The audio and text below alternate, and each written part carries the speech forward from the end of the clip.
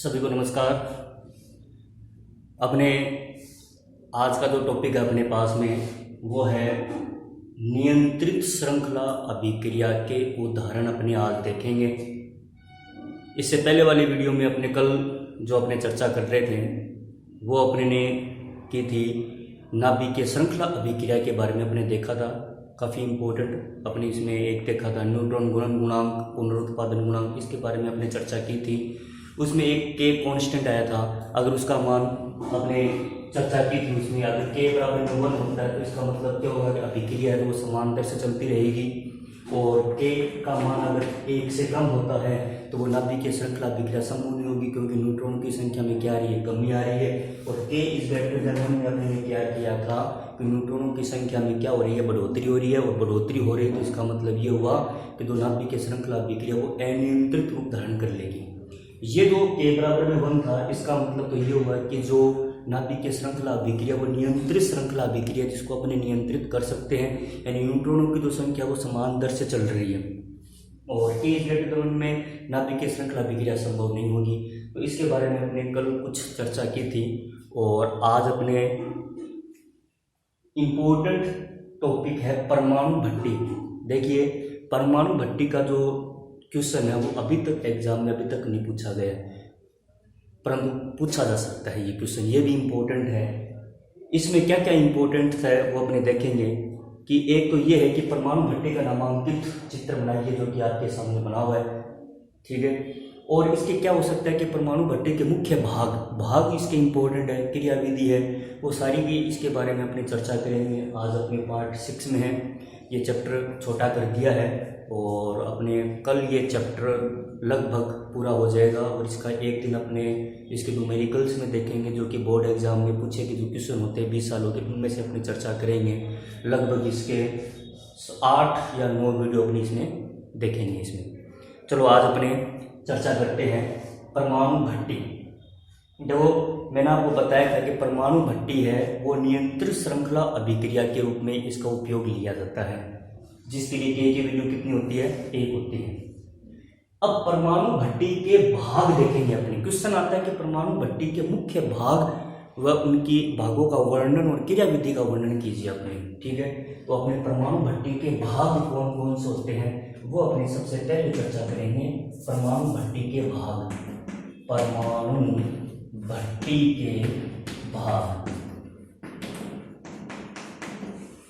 चलो भी अपनी कॉपी पेन सब निकाल लीजिए, आप साथ साथ में लिख लीजिए, साथ साथ में लिखना भी है। परमाणु भट्टी के भाग में सबसे पहला अपना है विखंडनीय पदार्थ, ईंधन। विखंडनीय पदार्थ बोल दे या ईंधन बोल देना, आप एक ही बात है। पहला भाग आता है ईंधन या विखंडनीय पदार्थ। परमाणु भट्टी में विखंडनीय पदार्थ के रूप में यूरेनियम 235 की छड़ का उपयोग किया जाता है। बस ये लाइन लिखनी है आपको, विखंडनीय पदार्थ ईंधन के रूप में। कि परमाणु भट्टी में विखंडनीय पदार्थ या ईंधन के रूप में यूरेनियम 235 की छड़ का उपयोग किया जाता है। यूरेनियम 235 की क्या है, ये छड़ है। कंप्लीट, नंबर 1 भाग कंप्लीट हो चुका है। नंबर 2 दूसरा भाग, नंबर 2 पर अपने पास में आता है अपने पास में नियंत्रक छड़। नियंत्रक छड़, ठीक है। नियंत्रक छड़ में क्या होता है कि परमाणु भट्टी में जब न्यूट्रॉन यूरेनियम के नाभिक का क्या करता, विखंडन करता है, तब उससे क्या होते हैं, तीव्रगामी न्यूट्रॉन उत्पन्न होते हैं, ठीक है। यानी न्यूट्रॉनों की संख्या में क्या होती जाएगी, बढ़ोतरी होती जाएगी। उन न्यूट्रॉनों की संख्या को कम करने के लिए नियंत्रक छड़ के रूप में कैडमियम की छड़ का उपयोग किया जाता है। अपने लिखेंगे क्या, नियंत्रक छड़ के बारे में क्या लिखेंगे कि परमाणु भट्टी में नियंत्रक छड़ के रूप में कैडमियम की छड़ का उपयोग किया जाता है। कैडमियम की छड़ न्यूट्रॉन की अच्छी अवशोषक मानी जाती है, जो कि पर्याप्त मात्रा में न्यूट्रॉनों का अवशोषण कर लेती है। ये बात इसमें आपको नियंत्रक छड़ के रूप में लिखनी है। समझ में आ गई कि मेरी बात? आगे चलते हैं। तीसरा पॉइंट अपने पास में आता है ग्रेफाइट ऑब्लिक भारी पानी। ठीक है, ग्रेफाइट ऑब्लिक भारी पानी। तो ग्रेफाइट ये अपने पास में डॉटेड जो निशान है वो ग्रेफाइट या भारी पानी है।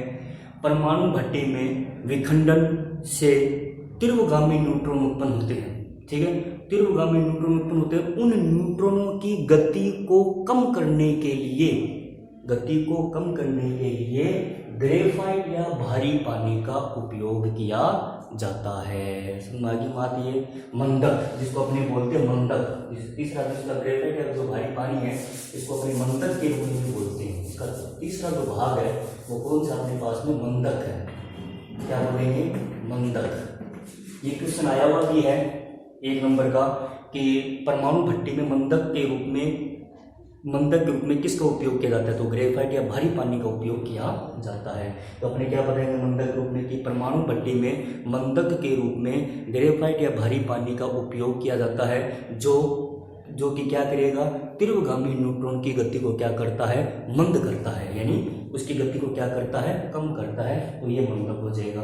4 नंबर पॉइंट में अपने पास में आता है शीतलक या शीतलन। शीतलक में क्या होता है कि परमाणु भट्टी में जो ऊर्जा है वो ऊष्मा के रूप में परिणित हो जाती है। ठीक है, ऊष्मा के रूप में परिणित हो जाएगी तो उसको अपने क्या करेंगे? कुछ ठंडा करेंगे। तो ठंडा करने के लिए ठंडा जल या अपने नाइट्रोजन गैस है इनका उपयोग किया जाता है, वो शीतलन के रूप में है। यानी शीतलन के रूप में ठंडा जल या नाइट्रोजन है इनका उपयोग अपने करते हैं। 5वां जो इसका भाग होता है वो होता है परिरक्षक। कौन सा होता है? परिरक्षक होता है। ये इसके भाग है। ठीक है, पहला तो कौन सा था अपने पास? ईंधन या विखंडनीय पदार्थ। दूसरा कौन सा है? नियंत्रक छड़। तीसरा कौन सा होता है? मंदक। चौथा कौन सा होता है? शीतलक। और 5वां कौन सा होता है? परिरक्षक। परिरक्षक में क्या होता है कि परमाणु भट्टी में हानिकारक विकिरणें निकलती हैं। ठीक है, इन हानिकारक विकिरणों से बचने के लिए परमाणु भट्टी के चारों ओर एक मोटी कंक्रीट की दीवार बनाई जाती है जिसे परिरक्षक कहते हैं। समझ में आ गई मेरी बात? ये दोबारा मैं आपको रिपीट कर रहा हूँ इसके कि परमाणु भट्टी के कौन कौन से भाग होते हैं वो अपने दोबारा इसमें चर्चा कर लेते हैं। चलो, नंबर पॉइंट 1, पहला पॉइंट कौन सा था? ईंधन या विखंडनीय पदार्थ। परमाणु भट्टी में ईंधन के रूप में यूरेनियम 235 के छड़ का उपयोग किया जाता है। 2 नंबर पर कौन सा था? नियंत्रक छड़। परमाणु भट्टी में नियंत्रक छड़ों के रूप में कैडमियम की छड़ों का उपयोग किया जाता है। कैडमियम की छड़ न्यूट्रॉन की अच्छी अवशोषक मानी जाती है, जो कि पर्याप्त मात्रा में न्यूट्रॉन को क्या कर लेती है? अवशोषण कर लेती है। तीसरा कौन सा भाग होता है? मंदक। परमाणु भट्टी में मंदक के रूप में ग्रेफाइट या भारी पानी का उपयोग किया जाता है, जो कि विखंडन से प्राप्त तीव्रगामी न्यूट्रॉन की गति को कम करता है। ठीक है, शीतलन। परमाणु भट्टी में शीतलन के रूप में ठंडा जल या नाइट्रोजन गैस का उपयोग किया जाता है। परिरक्षक, परमाणु भट्टी में हानिकारक विकिरणें निकलती है। उन हानिकारक विकिरणों से बचने के लिए परमाणु भट्टी के चारों ओर एक मोटी कंक्रीट की दीवार बनाई जाती है जो कि परिरक्षक का कार्य करती है। समझ आ गई कि मेरी बात? ये परमाणु भट्टी के भाग है। ठीक है, अब अपने बात करते हैं परमाणु भट्टी की क्रिया विधि क्या होती है, वो आप समझ लीजिए। क्रिया विधि में क्या करना है? क्रिया विधि में ये करेंगे, जब परमाणु भट्टी में नियंत्रक छड़ों को बाहर की तरफ खींचते हैं, परमाणु भट्टी में नियंत्रक छड़ों को बाहर की तरफ खींचते हैं, तब परमाणु भट्टी में उपस्थित न्यूट्रॉन यूरेनियम 235 के नाभिक का क्या करते हैं? विखंडन करते हैं, जिससे तीव्रगामी न्यूट्रॉन उत्पन्न होते हैं। ठीक है, वो न्यूट्रॉन क्या करेंगे? ग्रेफाइट या भारी पानी से टकराते हैं। टकराने से क्या होंगे? उनकी गति क्या हो जाती है? मंद हो जाती है। ठीक है, फिर अपने क्या करेंगे? उन नियंत्रक छड़ों को परमाणु भट्टी के अंदर प्रवेश करवाते हैं। प्रवेश करवाने से क्या होगा, वो नियंत्रक छड़ पर्याप्त मात्रा में न्यूट्रॉन का अवशोषण कर लेती है।